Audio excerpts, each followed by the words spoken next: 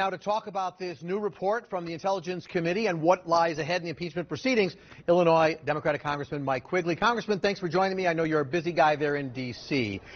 Let me start by asking you, the report is out now from the Intel Committee. Republicans issued their own summary yesterday, which of course says just the opposite. Where do we stand now? Is it just the battle of the reports?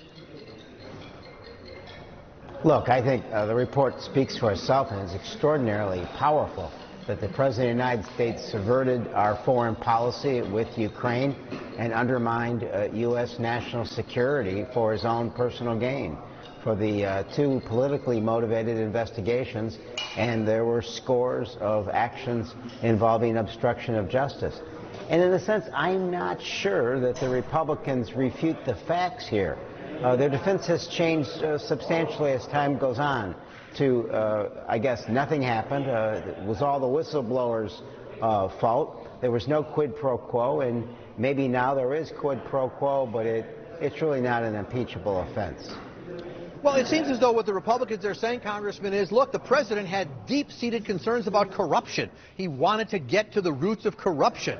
And so, and in all the hearings, you didn't have anybody who tied the president to any kind of personal vendetta. You had other people talking, but does the president stay clear in terms of the direct testimony? You know, I think our most powerful witness was the President of the United States. Do us a favor. His conversation directly with the Ukrainian president. The second most powerful witness is his chief of staff, Mulvaney, when he said, "Get over it." But by and large, the rest of the witnesses corroborate and follow up, those that were on the call, exactly what happened, and that the scheme was involving everyone. As Ambassador Sondland said, everyone was in on it. And as we learn more and more, this was a broader, months-long scheme.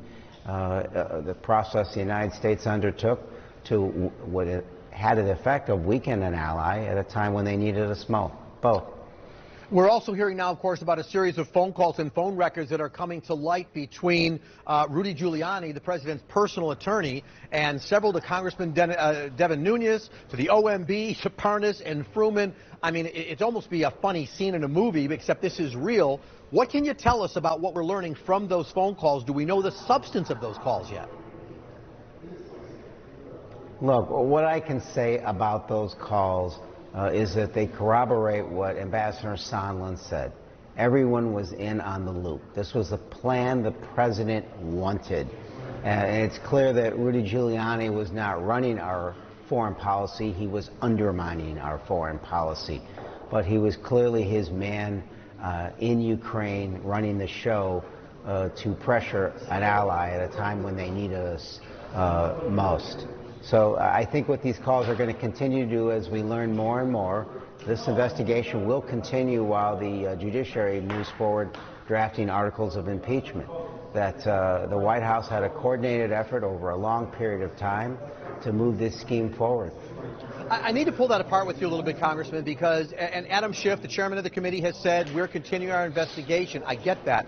But there is a sense among Democrats and others that this process is getting pushed because of the holidays, because of the 2020 election. It's getting moved through. It needs time to generate. Now we're learning about phone calls. And if you guys on Intel do have additional depositions and testimony, once these articles of impeachment get drafted, and that supposedly is in the coming weeks, it kind of kills the momentum, right? I mean, why not just wait and continue to gather the information?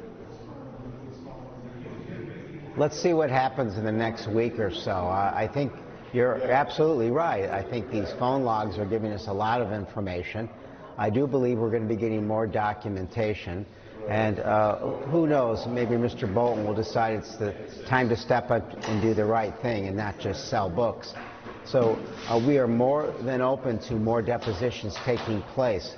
Whatever we glean in this short term can be folded into what judiciary is doing moving forward.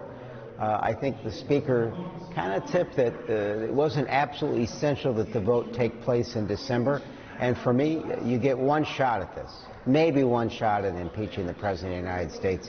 And we shouldn't be so worried about whether or not it takes place before the holidays or right after.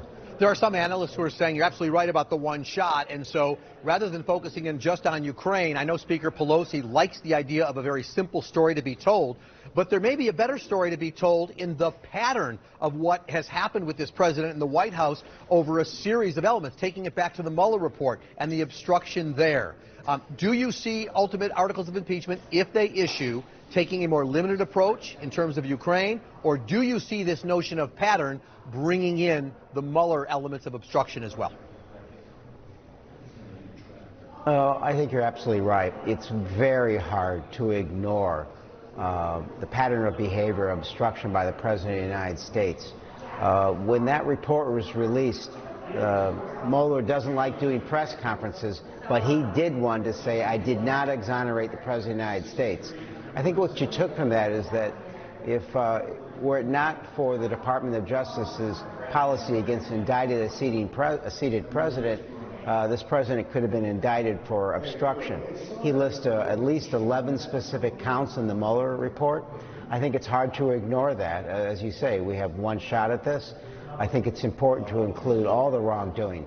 Remember, this call with the Ukrainian president, it took place the day after Mueller testified. As a president who's never been held accountable in his life for wrongdoing, it's time that we catch him up on this. Tomorrow's going to be a day of academic testimony. Law professors from Yale, Harvard, Stanford, North Carolina, 3 of whom are called by Democrats. They'll all say this stuff is impeachable. 1 called by Republicans who's going to say, no, it's not.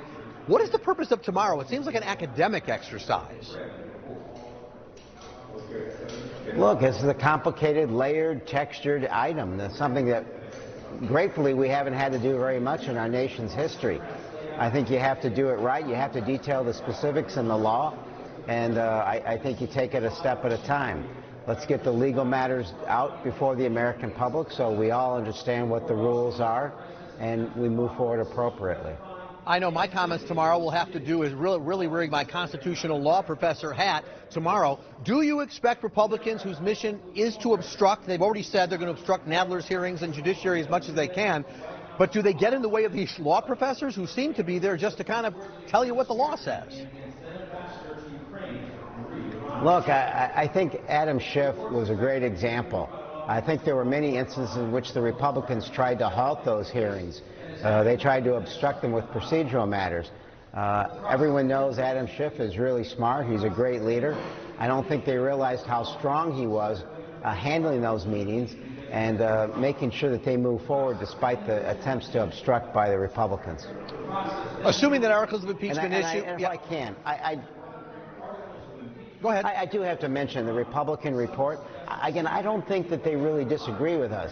They do bring up conspiracy theories, one of which Dr. Hill pointed out aids and abets the Russians. This alternative conspiracy theory, a hearing would have been better off perhaps in Area 51 on a grassy knoll, which has been debunked, that the Ukrainians were really the ones behind what the attack on our election process. That is out and out dangerous. And again, Dr. Hill was right and pointed out that it aids and abets the Russians. The former DNI director, the most recent DNI director, Coates, said the lights are still flashing red. The threats from the Russians on our democratic process are still real. They will be here in 2020, and we are not prepared. And to start saying, well, somebody else might have done it when we know better is just wrong. It's an injustice to their constituents, and they ought to know better.